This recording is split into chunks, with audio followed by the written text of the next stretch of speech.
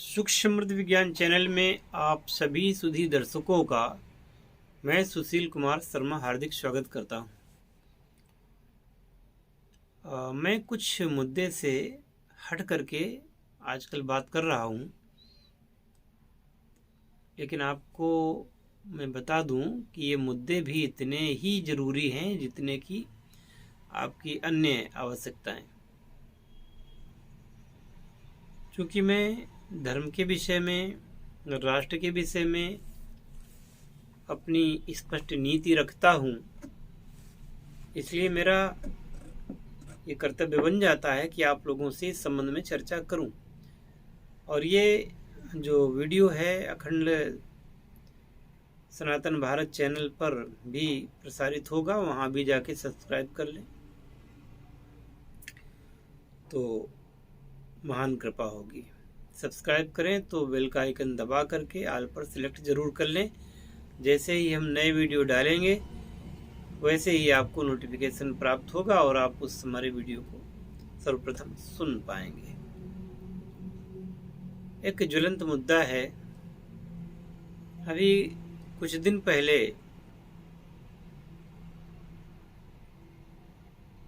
सभी को पता है, वसीम रिजवी जी ने हिंदू धर्म में घर वापसी की है। अब उनका नाम है जितेंद्र नारायण सिंह त्यागी।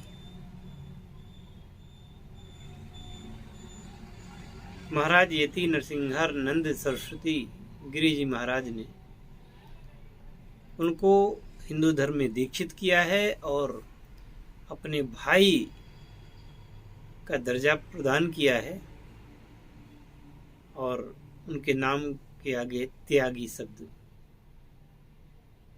अपनी जो उनकी जाति है त्यागी सरनेम उनको प्रदान किया है। इसमें मुसलमानों का तो स्वाभाविक है कि वो गलत कमेंट करें और नरसिंहानंद जी के ऊपर और वसीम रिजवी जी के ऊपर उनके सिर पर इनाम रखें, क्योंकि उनकी वो फितरत है।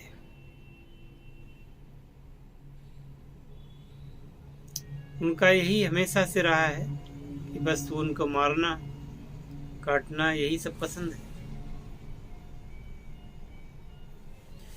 लेकिन आज वो मुद्दा नहीं है। उनको मैं क्या दोषी ठहराऊं, उनका तो स्वभाव ही ऐसा है। आज अगर वसीम रिजवी जी जितेंद्र नारायण सिंह त्यागी बने हैं तो हिंदू संतों को या हिंदुओं को आपत्ति क्यों? कल मैंने एक वीडियो देखा था जिसमें एक विनय शर्मा नाम का शख्स था और उसने इंटरव्यू दिया था किसी चैनल को। वो कह रहा था कि हिंदुओं में ब्राह्मण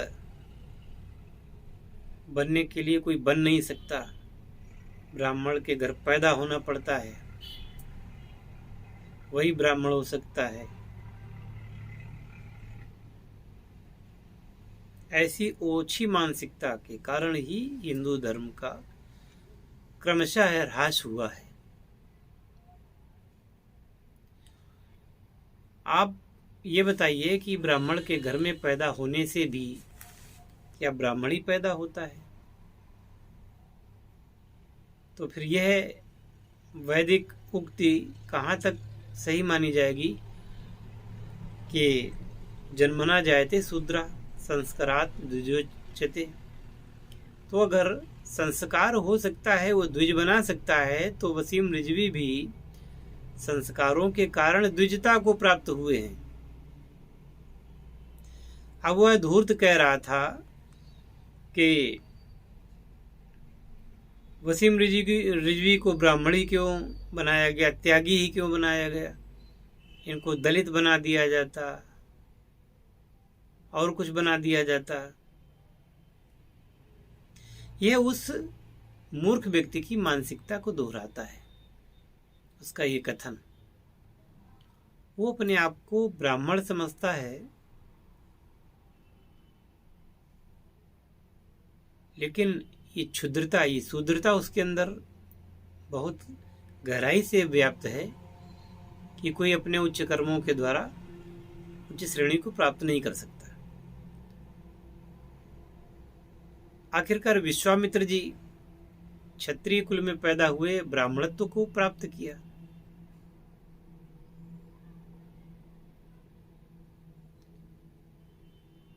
द्रोणाचार्य जी ब्राह्मण कुल में पैदा हुए, लेकिन उन्होंने जीवन भर क्षत्रियत्व को प्राप्त किया।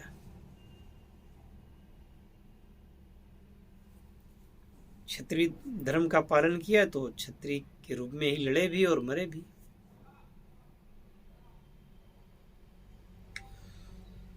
इसी में देखिए, महाभारत में एक आता है आख्यान जिसमें दुर्योधन, वैसे तो लोग दुर्योधन को बहुत ही बुरा मानते हैं, लेकिन मैं कृष्ण भक्त हूं, इसमें शक नहीं है। और दुर्योधन के अंदर केवल बुराइयां ही नहीं थी। जब जातिगत आधार पर हस्तिनापुर की सभा में कर्ण का अपमान हो रहा था कि बताओ कि तुम किस राजा के बेटे हो या कहाँ के राजा हो, तब तुम्हें अर्जुन से प्रतिस्पर्धा करने का अधिकार प्राप्त होगा।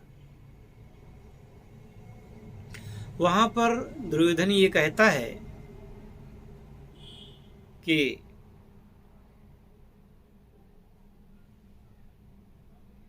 इसके बारे में एक बहुत अच्छा सीरियल है, उसमें ये सब बातें कही गई हैं। और दुर्योधन कहता है कि यहाँ पर गुरु द्रोणाचार्य, उनकी उत्पत्ति एक द्रोणी पात्र से हुई है जिसमें दूध रखा जाता था।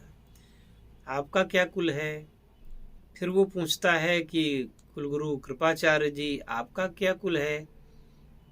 आपके तो माता पिता का भी पता नहीं है कि कौन थे, कैसे थे। आप तो सरकंडे के गट्ठरों के ऊपर पाए गए थे।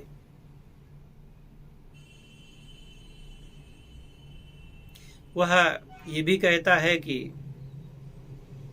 हमारा जो ये भरत कुल है, यह है सर्वप्रथम चला है वशिष्ठ मुनि से। और पौराणिक आख्यान है, वशिष्ठ मुनि उर्वशी से पैदा हुए और उर्वशी के बारे में सब कोई जानता है कि ये देवताओं की अप्सरा थी। तो वशिष्ठ जी उनके पुत्र, अगस्त्य मुनि उनके पुत्र, फिर वशिष्ठ का लड़का शक्ति,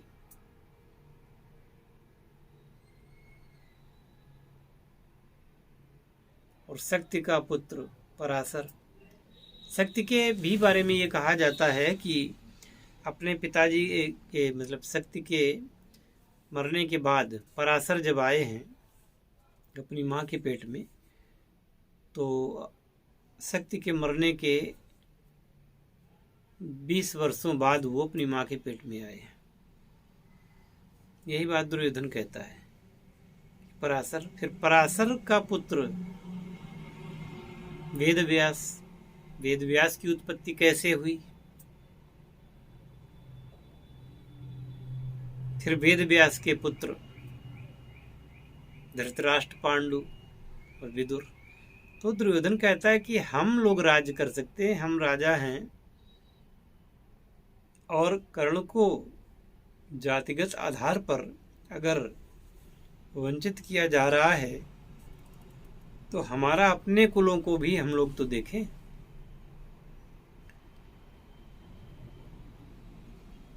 वो कहता है कि ब्राह्मण केवल ब्राह्मणी के पेट से पैदा होता है, तो फिर मतलब संस्कारों का कोई औचित्य नहीं रहा, फिर संस्कार झूठे हो गए।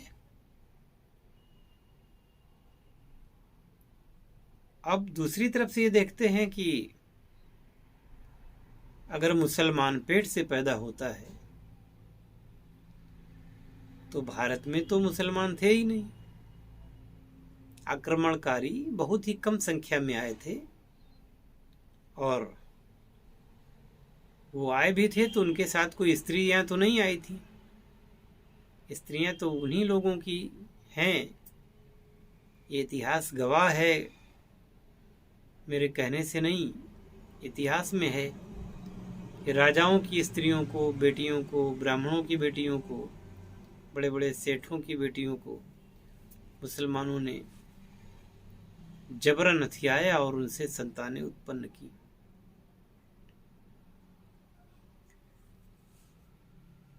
उन्होंने किसी दलित की लड़की नहीं ली। ज्यादातर केवल राजपुताने की कुछ महिलाएं थीं, स्त्रियां थीं जो जौहर कर गईं। बाकी इसके अलावा तो जहां जहां ये गए तो इन्होंने वही किया जो ये करना चाहते थे। मरता क्या न करता। फिर आए अंग्रेज, उन्होंने भी यही सब कुछ किया। अब सवाल ये उठता है कि आप अपने आप को इतना उच्च कैसे मानते हैं? आपके अंदर जब इतनी नीचता भरी हुई है तो अपने आप को उच्च कैसे मान रहे हैं? और जब पूरी दुनिया शूद्र ही पैदा होती है और संस्कार से द्विज होते हैं तो वसीम रिजवी जी द्विज क्यों नहीं हो सकते? फिर वो कहता है कि महामंडलेश्वर नरसिंहानंद जी को और वसीम रिजवी को 10 जूते मारेगा। तो उनको तो वो कभी इस जीवन में जूते नहीं मार पाएगा। उसने अपने ही मुंह को गंदा किया है। अब कोई अगर उनको जूते मार देगा तो 11 लाख मिलेगा, सिर काट के लाएगा तो 25 लाख मिलेगा। इस प्रकार के अनाप शनाप फतवे तो जारी होते ही रहते हैं।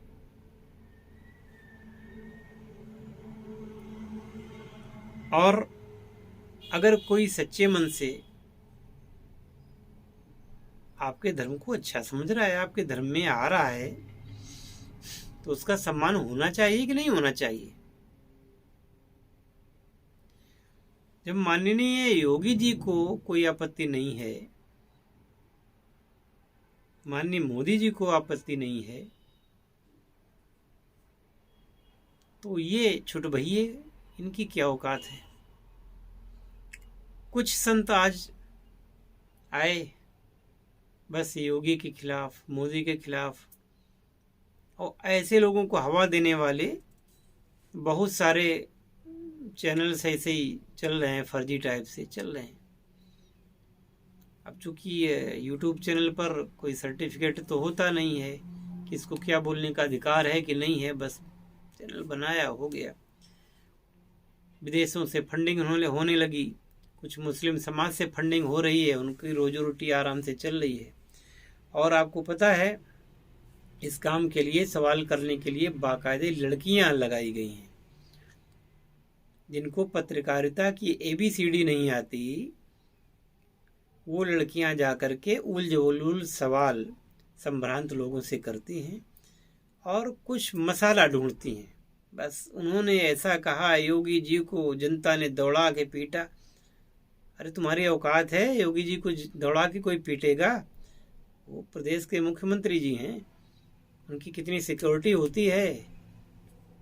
मोदी को दौड़ा लिया, मोदी उल्टा पैर भागे। अरे भाई क्यों भागेंगे मोदी जी उल्टा पैर? उनका प्रोटोकॉल होता है। इन लोगों को क्या तुमने कोई साधारण व्यक्ति समझ रखा है? ये जब पदों पर नहीं भी रहेंगे तब भी इनकी गरिमा रहेगी, तब भी ऐसे तो कोई नहीं दौड़ा लेगा। पर ये नीच पत्रकारिता जो चल रही है आजकल, उसमें सब कुछ भी, और बस उनका तो मिशन है, गंदगी फैलाना है उनको। इतना सरल नहीं होता जितना कि लोग समझते हैं। बस इतना आश्चर्य है मुझे कि इनको सहन किया जा रहा है। मतलब बोलने की आज़ादी का मतलब ये नहीं होता है कि आप किसी की मानहानि करेंगे। बोलने की आज़ादी का अर्थ ये नहीं है कि आप जो चाहेंगे सो करेंगे।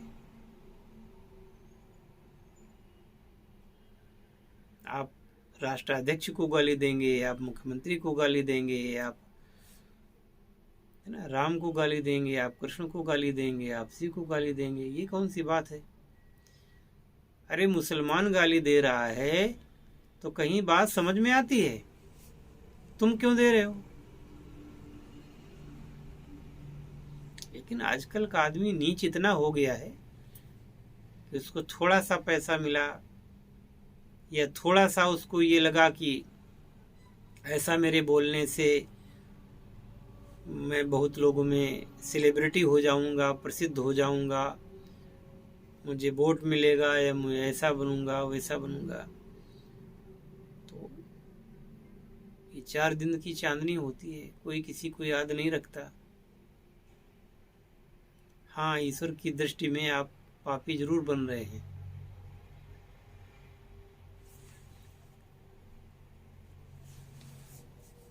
अपने सुधी दर्शकों को मैं बार बार ये सब बातें इसलिए बताता हूँ जिससे कि आपके अंदर इस प्रकार की कोई भावना ना आवे। जब वेद व्यास ब्राह्मण बन सकते हैं,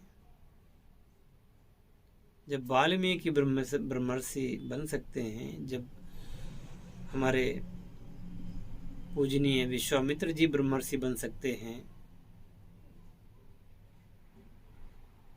जब सुखदेव जी महाराज, शौनक जी महाराज, इनके बारे में कभी पढ़ो। कभी पढ़ते लिखते तो हो नहीं, न वेदों का अध्ययन करते हो, न किसी पुराण को पढ़ते हो, न तुम ढंग से, बस लाल कपड़े पहन लेने से, दाढ़ी रखा लेने से ज्ञानी नहीं बन जाते। पढ़ो, पढ़ने के बाद बोलो, बात ऐसी बोलो जिसकी कोई कटिंग न कर सके, बात ऐसी बोलो अकाट्य हो। लेकिन इतना है कि इसके पास धैर्य कि वो पढ़े लिखे फिर इसके बाद में बोले, तो जो कुछ उसको समझ में आ गया। जो अच्छा, ये चल क्या रहा है? चल ये रहा है कि आम जनता, भले ही वो हिंदू हो या मुसलमान हो, सिख हो, ईसाई हो, जो भी है, दलित हो, बैकवर्ड हो या जो भी हो, आम जनता 98-99% तो रोजी रोटी में लगी है कि कैसे रोटी मिले, कैसे कपड़ा मिले, कैसे मकान मिले। इसके आगे वो नहीं सोच पाते। ब्राह्मणों के घर में भी कितने लोग उठ करके सवेरे पूजा करते हैं, कितने लोग ध्यान लगाते हैं, कितने लोग मंत्र सिद्ध करते हैं, कितने लोग कर्मकांड करवाते हैं। कानपुर में सोदानगर में एक पंडित जी हैं, द्विवेदी जी, मुझे पता है कि ज्ञानी हैं और कर्मकांड कराते हैं। रुद्राभिषेक हो या कुछ भी हो, करवाते हैं, खूब करवाते हैं। उनकी शादी 10 साल बाद हुई।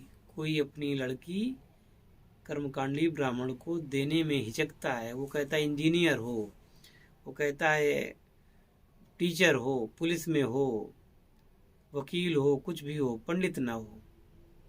क्यों भाई? पंडित क्यों ना हो? अगर वो कर्मकांड करवा रहा है तो ये तो वो पुण्य का काम कर रहा है, तो उसको अपनी बेटी देने में क्या प्रॉब्लम है? लेकिन ये जमाना ही ऐसा है। कर्मकांडी लोगों का मान सम्मान कभी होता था, आजकल का जमाना ही ऐसा है कि सबको पैसा ही चाहिए।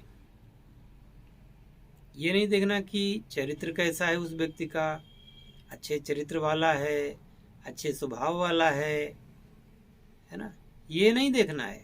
बस ये देखना है कि उसका मकान कैसा है, वो कपड़े कैसे पहनता है, उसके पास कार है कि नहीं है। क्या है कि जमाना ही कुछ ऐसा चल रहा है कि सच्ची बातों के लिए व्यक्तियों के पास समय नहीं है। अब मुसलमान है, ठीक है भाई, मुसलमान है, मुसलमानों में कितने लोग ऐसे हैं जो 5 वक्त की नमाज पढ़ते हैं। रोजी रोटी से टाइम मिले तब ना। बकवास नहीं करता, ना ही किसी को कुछ कहने का समय दूंगा, पर जिसके पास काम है वो ये इन सब चीज़ों में उसको समय नहीं मिलता। अब बहुत सारे ब्राह्मण हैं ऐसे कि बेचारे रोजी रोटी के लिए तरस रहे हैं, उनको टाइम कहाँ है पूजा करने का। ज़्यादा से ज़्यादा हुआ तो भाई थोड़ी देर के लिए 2 मिनट के लिए खड़े हो गए, हाथ जोड़ करके भगवान के, हो गई पूजा। ये कर्मकांड के साथ कौन करता है? ध्यान कौन लगाता है? योग कौन करता है? अब ऐसा नहीं है कि इसका अभाव है, योगी नहीं है, लोग योग करते हैं, बहुत सारे लोग करते हैं, लेकिन मैं कह रहा हूँ कि वो करने वाले 100 में से मात्र 1 या 2% से ज़्यादा नहीं है।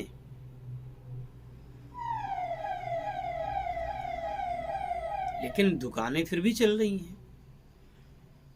सवेरे उठ करके राम का नाम नहीं लेंगे, सवेरे उठकर कृष्ण का नाम नहीं लेंगे, सवेरे उठकर शिव का नाम नहीं लेंगे, माता जी का नाम नहीं लेंगे, हनुमान जी का नाम नहीं लेंगे,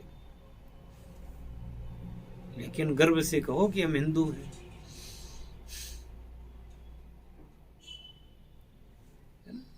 गर्व से कहो हम फला हैं, हम ऊंचे हैं और बाकी सब नीचे हैं। अच्छा, तुम्हारे उस ऊंचे होने से कौन सा तमगा तुमको मिल गया?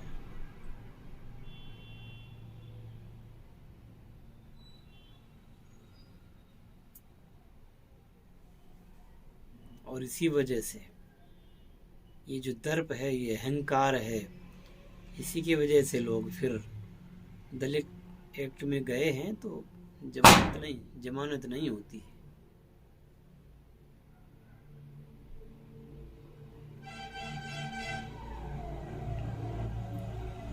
थोड़ा सा मनुष्य की भांति रहें, मनुष्य की भांति चलें, इसी में सभी का कल्याण है। और ईश्वर को कतई न भूलें। मिलते हैं फिर अगले वीडियो में। हरिओम तत्सत। जय शिव शंकर, जय भोलेनाथ, हर हर महादेव।